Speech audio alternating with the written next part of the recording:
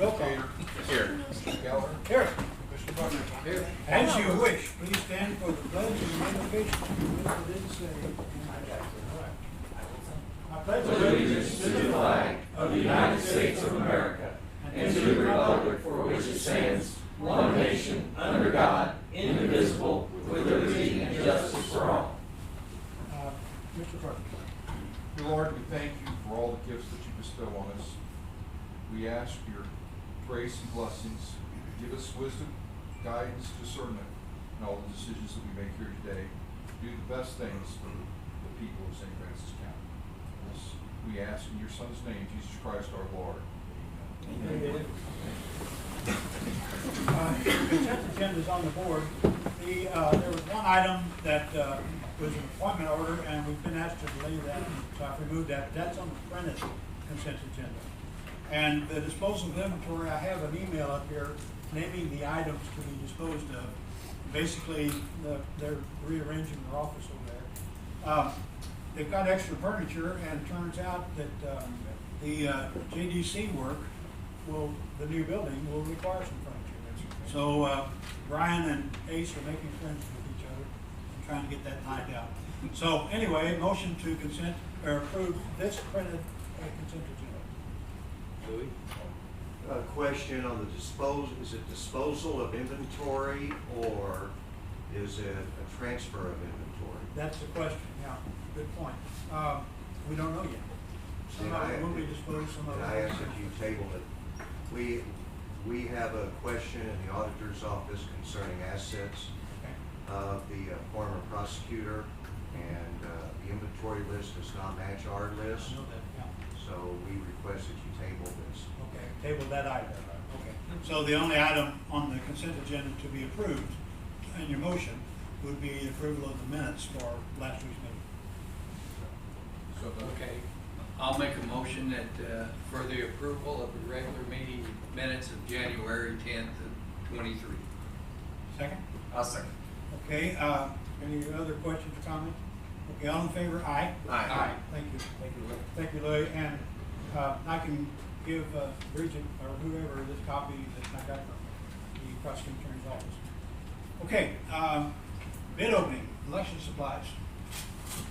How many bids do we have? We have one bid. Will we be able to act on that today, or? Up to you. Up to you. Are you going to approve? I would prefer, this is from Atkins, who supplies all of our, or has in all the past elections. We put it out to bid on, but this is their specialty. Feels good. And it's a sample ballots, a ballot printing service, and it's $19,997, which I believe is in line. Okay, yeah, that sounds about right. Is this a sole source, or? It could be. I can't say it is because there are other people that can print. So it'd be easiest for us to come in and say, well, we got a sole source provider, let's just do it. But in reality, we put it out there. There are other printing companies that could, Elkins and a couple of them that could bid on it. They haven't, but it's just cleaner to do it and let them bid on it if they'd like. Would you like to jump ahead and consider approval of this? I'm fine with it. You would like to make motions because I got to get it ordered. Okay. I think there's time pressure on Knowing Okay. the work that we, it. Need dollar amount. yeah, 19,997. Got that? Yeah. Okay. Knowing that Atkins is the one that we currently deal with and have dealt with in the past, under the recommendation of clerk, I make a motion that we take the election supplies bid at $19,997 from Atkins. I'll second. What? Yeah. Yeah, let me make a comment on a couple of these items of somebody, because we go put these bids up on the site like usual. But election day support, they send a person down to troubleshoot anything with the electronic counting, or if the machines are jammed or anything like that, and they go to the site, which I think is very valuable, and they're also the ones that tally it at night to give you the readings off the thumb. So that's one thing. And a test deck is every election they give us a deck to test all 22 machines, and what it is it's a series of, we don't know the exacts until they go through it, but it tests every combination that could be voted on on that machine to make sure that they're picking up every possible person. It's extremely long in April because you have so many different ballots. We may have 30 different ballots, and then they'll have to look at the combination of a ballot that has DeSoto School District in the very northern part of the county, plus they have a county on the marijuana tax. What if they vote in this school board member, but not this school? So every combination of every ballot has to be tested. So the test deck is the deck that we put through 10 days prior to the election and 10 days after to make sure that each machine is counting exactly correct. That voter in the DeSoto district will not be able to vote on the marijuana tax. Yes, if they're out of our office, they live in this county. Okay. But like they have this one. But the kids go to school in DeSoto. Kids go to school in DeSoto. I'm just using that one because everybody knows that Farmington, votes on it, but we have all different combinations. Even that school district's only got like 10 people that live in our district that goes to that school district, but they have to have a separate ballot. We also have AV and Potosi. You have West County that's got some that's in Clark counties. I mean, it's Frederick in Terre-de-Lac area, so you have a lot of crossover people. And then you have, I believe, just a handful of Fredericktown that are in the southern districts. Okay, did you say? Yes. Okay, any other questions? Yeah, Bob. Maybe not related to the supplies, but in the past, Kevin, you talked about having a machine that prints a ballot on the site. What's the status of that, or is that on the the website? overwhelming disdain for the concept of consolidating some precincts and the cost of those machines. The cost quoted to me when we initially looked into it was about $2,700. When we looked into the proprietary cost that you have to pay and everything else, almost $5,000 per unit. In order to have enough units to have 5 voting places so that there wouldn't be waiting, everybody says, although it could be a huge loss. Well, not if you have proper amount of voting machines, but to do that it would be cost prohibitive, because one of the things we're going to have to do, we're going to have to upgrade these machines next year irregardless. So we're going to probably have a $20,000 or so cost in the machines for the blind, even though they may not be used very much, maybe 1 or 2 voters. We have to have one in every precinct. And since we have 20-something precincts, we have to have a machine that's $3,000 at every precinct in case there's a blind person. So in order to comply with this, we're going to have equipment. So I didn't think we could do those type of equipment upgrades and then ask for the amount of money that we would need to have machines that print their own ballots. The blind person can't take a trusted friend into the booth. They could. Okay. But okay. we always, same way with a person that if we're voting out at Barber Chapel, even though it's not ADA compliant, a person could say, could you send them out to vote? And we would go out and vote them. But what the law says is they have to have the exact access as any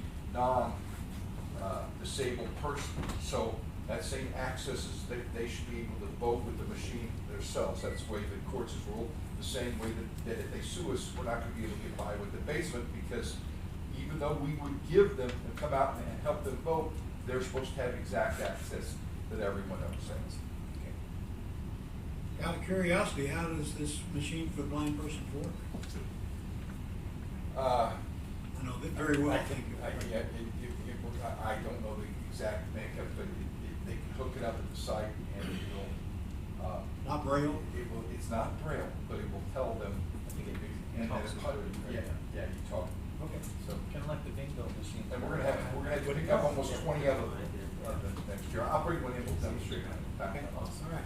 I need a motion to accept. This is all in favor. No, you got the motion in the Oh, second. well, I meant a motion to approve, yeah. No other comments? Okay, motion to approve this bid? Aye. Aye, thank you. Okay, change order, change signers, Parks? Yeah, so we have a safe deposit box. It's part of our depository agreement with First State so we have a safe deposit box at our access. I wasn't aware we had this till this came up. We need to get the names changed on there as the signers access it. I believe IT had used it before as the store. I've never heard anything about I it. think they might have used something at the store with governmental in there. I mean, I don't think we'll use this thing, but at the same time, if it's free and no cost to the county, we were thinking we probably want to keep this box just in case. Could you tell us who the current signers are that can tell us of the age of this? Judy, I believe Judy is on there. What's the name we were talking about the other day? What was Mark? that name? Dan Polachek. Yep, Dan, and then, What about Mark? Mark it might have been Mark Hedrick on the, okay. So obviously not. So it hasn't been opened in a few years. So it's a little, yeah, you might, who knows what we're gonna find in there. Hopefully maybe some treasure. Parts of it, no cost to the county, and why not keep it just in Yeah. case or something? I mean, yeah, I don't know, I don't see us using it just because I thought of, I mean. Maybe we can get Geraldo down here and do a special. Yeah. Probably bundles of Confederate money. That's what's in there, but- Okay, now, I need some names to put on that. There's a suggestion, and I think Mark's came up with that name. Yeah, I mean, I don't have to have my name on there, Harold had a gun to the head, said 3 names right there, so we put them on there, but, if anybody else wants their name on there, it can be in my spot, I won't be upset. Could be a good assessor, name on there, Eric. Don't wanna make your mark on that one. Okay, a motion including the names. I'll make a motion, we, change the signers on the lockbox at FSCB, which is First State Community Bank, to Harold Gallagher, Parks Peterson, and Dwayne Looney. Second? I'll second that. Question? All in favor, aye? Aye. Congratulations. Approval of bridge contract, you guys wanna talk?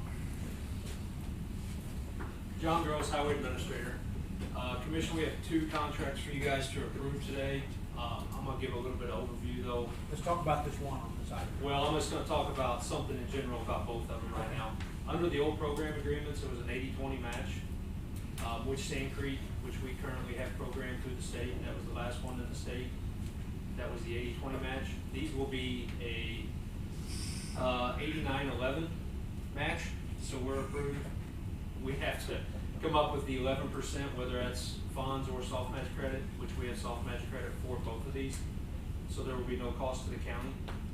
Now, the design and construction we initially pay for, but as Bridget sees come in, we get reimbursements by the state to reimburse us for our percentage of what we spend. So the first approval is for the King School Bridge. The design is not to exceed $43,358.38. And the construction inspection is $27,099.55. Maximum. That's not to exceed. Yeah. It may be under that, but that's a not to exceed limit. Is that through the year 2023 or right away or what? Well, they're gonna design it, and it may be construction in the early part of 24. Okay. There's And been this a- is contracted out construction. This will be contracted out in construction. Okay. So at some point, in a commission meeting, we will have bids to award who's gonna do the project. Okay. These bridges are too large for us to build in-house. Okay. That's correct. Building a bridge in the house. Okay. Motion?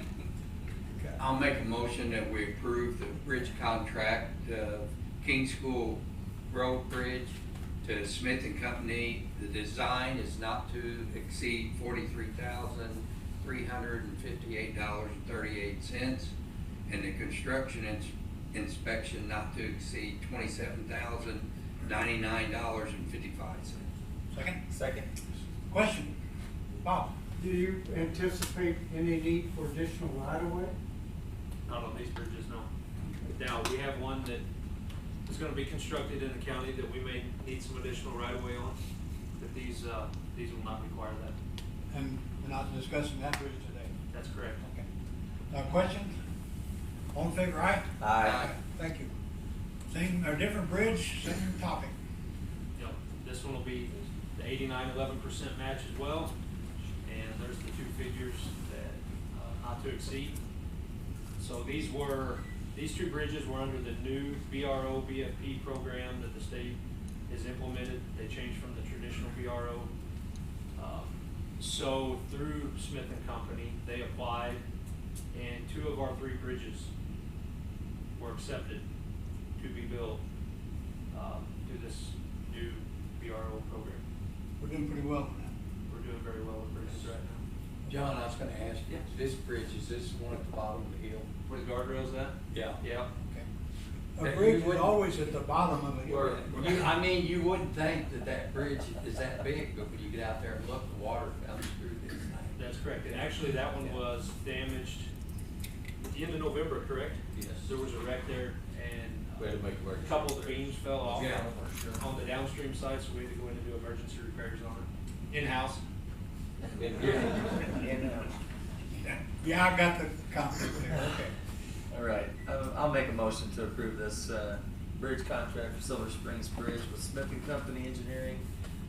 Design not to exceed the $42,375.20 and the construction specs not to exceed the $26,998.87. Second. I'll second. I think there's state law that rivers have to be at the bottom of the hill. I think so. Okay. Any other comments? All in favor, aye? Aye. Thank you. This one may look familiar. Yeah, you want me to cover this? Last week, we covered this as the 2 reductions, and there was a discussion on it, but there was never a final, after we looked at the video, there was never a final vote taken, so all we need. Don't call any names, I don't want to talk about it. I'll take the blame. You blame them. Doesn't matter, so to make it cleaner, I would make the motion again, second it again, and then do the final vote. Motion? Okay. I'll make a motion that we approve the jail and havoc modifications for, the new contract amount of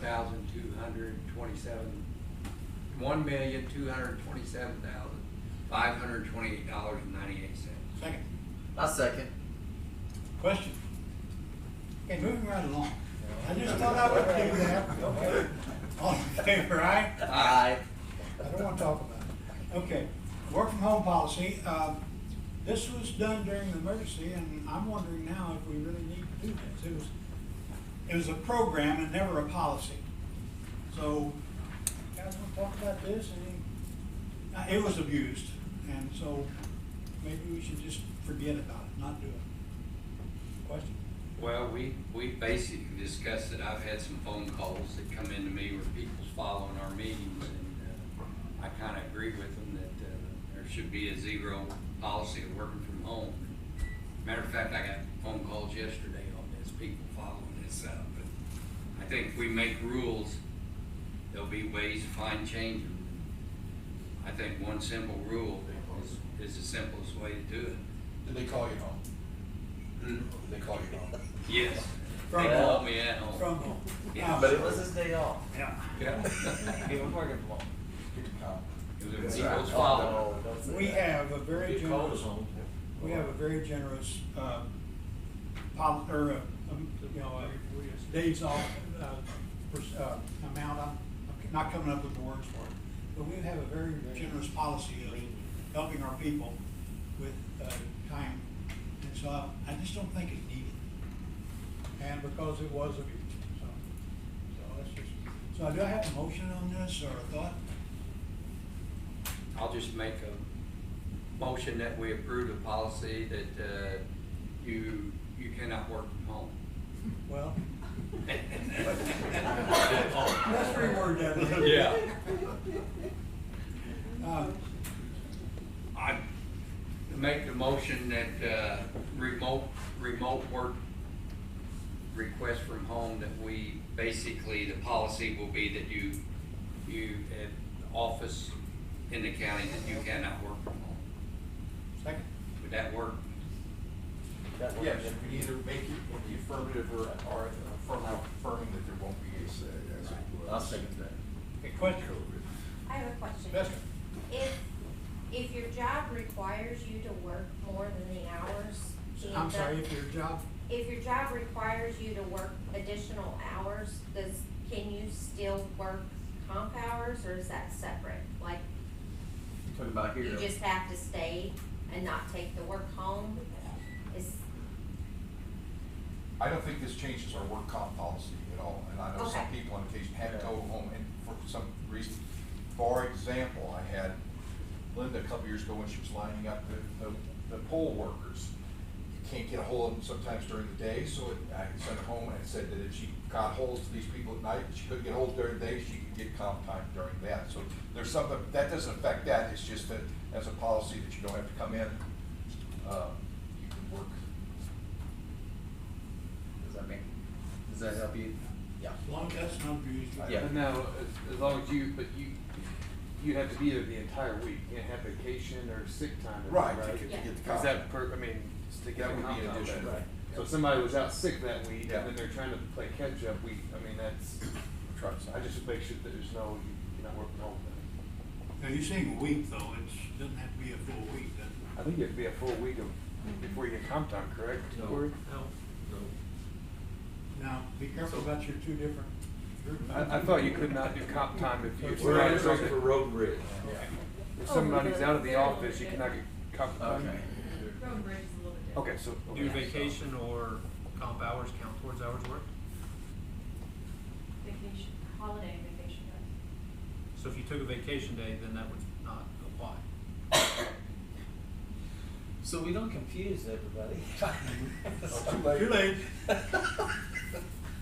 That's a whole different, yeah, go ahead, but thank you, you're right.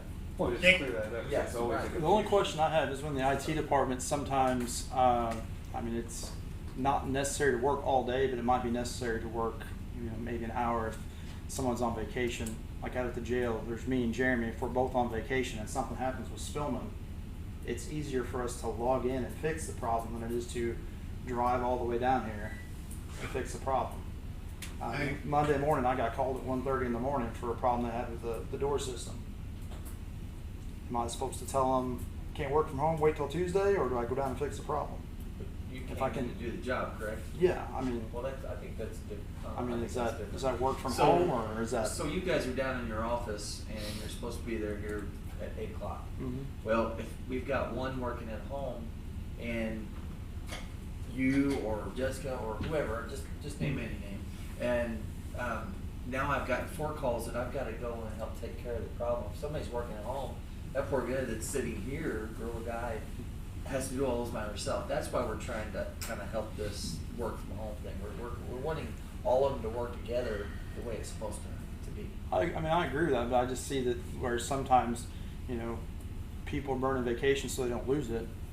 But if they're sitting at home and we're getting really slammed and they can fix some of this stuff remotely real quick and they're willing to do it, I mean, do I tell them, sorry, we're just gonna be backed up and tell everybody you're gonna have to wait until we get to you?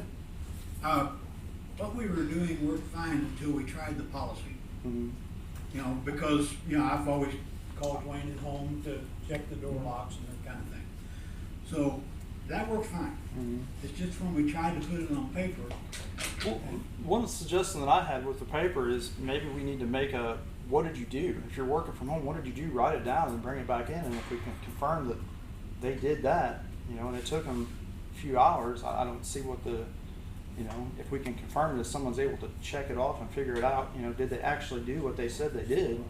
If it's 15 minutes of work and they're trying to claim 4 hours, that's it, there's a problem. But I don't see how it can be all or nothing on some departments. I think without the paperwork, it's not all or nothing. It goes back again to what we used to do that seemed to work fine then. Mm-hmm. And you and Brian and others are on call 24/7 basically. Any other comments? All in favor, aye? Aye. Okay. Aye. Thank you. Supplemental agreement. Carrie, did we get this? Carrie, did we get it or you got it? Yeah, go ahead. I mean, What? I can.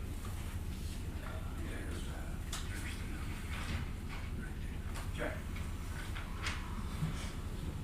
John Gross, Highway Administrator. This is a contract with Cochran Engineering for the Feeser Road project.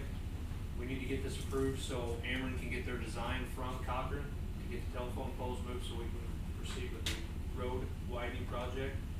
So for a design, not to exceed amount, $67,905. construction testing, $63,491. And this is from the new bridge at Wolf Creek to Colmar Road. That is Colmar correct. Road. So this will include a box culvert bridge getting constructed, the road being overlaid, the road will be constructed 4 feet wider than it currently is, telephone poles moved. New box trees culvert cut. and additional box culvert. Well, there's one in there that we're gonna take out and reconstruct. Okay, but you got a new one right there by the bridge. So this That's is correct. additional. This one's a little further east. Okay. Right now, the width is 13 feet. Well, and it's like John was talking, the width, right now, if you go out there, basically 2 cars can basically pass on this road 14, without 15 one feet. going in the ditch. I think back in 13 or 14, Beezer Road was overlaid, but at that time, it was only overlaid at roughly 14, 15 feet wide. Okay. So, And there's- that's not a standard that Road and Bridge practices now. Every road is over 18 feet wide that we We've got some overlay. fairly new housing out there. Woody. There is, and with the new bridge, we anticipate a higher traffic count, so.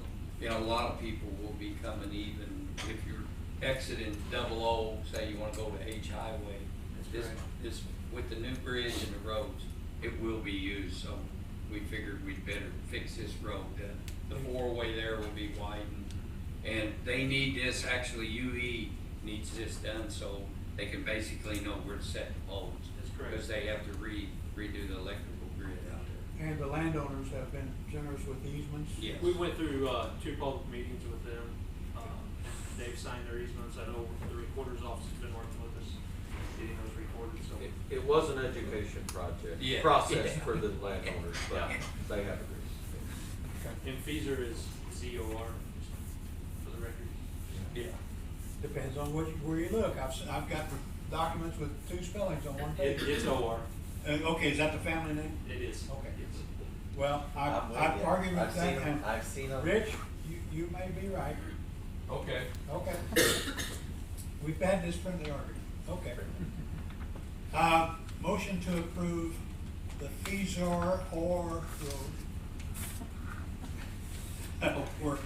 I'll make a motion that we approve the supplement agreement with Cochran Engineering for Feezer Road with the design and bidding process not to exceed $67,905 and the construction phase not to exceed $63,491. Question. I'll second that. Second. Now question. Hey, you worked Sorry. everything all right, yeah. Question. Okay, all in favor, aye. Aye. Thanks. And spell it with an O-R. Okay. Next meeting, here we go, next week, right here. Public is welcome. Other business, correspondence. Public comments. Departmental reports. We have 1 week to set the ballot, so there's things coming in, school districts, and I anticipate the marijuana tax being approved by Farmington, and I called Park Hills today because don't have an administrator, just to kind of remind them if they would want that on the only election for the year, they probably ought to do so. If they don't want to, that's fine. We may have that on there, but this all has to be put together because that's the last day.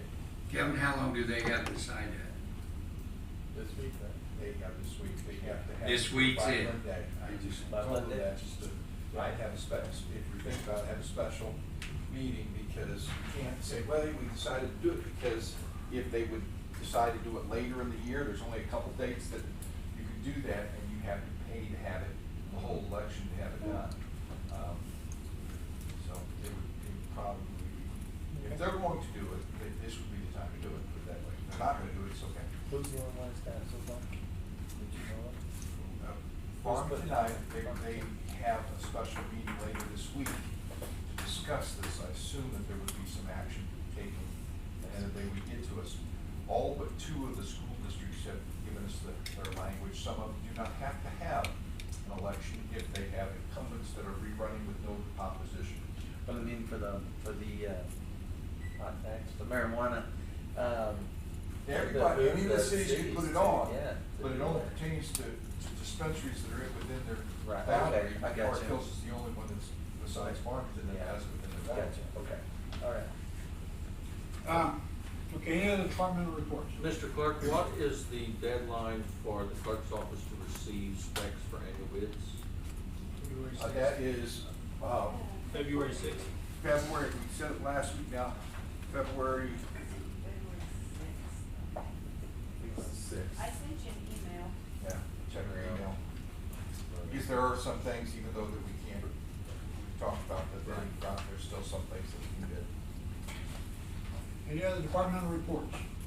Okay, I have one during February, the annex building will be revamped, heating and cooling wise, for, major work. And the department heads of the people in this building have received notice of the schedule for their offices. And for instance, Eric's office was scheduled to be down 2 days. And that was a problem, that he's gonna get the major of the work. So he and I met with the two people this morning, the engineers on this, and they cut it down. They're gonna work with the February 20th holiday. They're gonna work that day, which we won't be here anyway. And then the 21st, Eric's probably gonna have to shut his office down. And so that particular one day, and then they promised to try to get out of there on that day. But my point is, this Friday, and what was the time, 10 o'clock or whatever? That was Thursday. Friday. No, Yeah, Friday. rescheduled to Friday. Friday. To meet with them. There will be a meeting in here, and you departments of the people in this building would be behooved to be here and talk about that schedule and how that would affect your office and that kind of thing. So, Well, we're prepared to shut down at any time. yeah, but what do we know? You missed that, what do we notice, yeah, okay. I missed you, but I'm reloading, okay.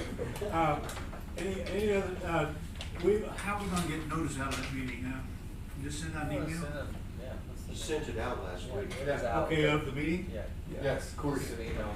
Okay. Thursday last week. So whatever. Well, I knew I'd send out an email about the schedule of the work. And I don't remember that. You scheduled a meeting for Thursday, then you moved it to Friday. Right, yeah. Okay, any other departmental reports?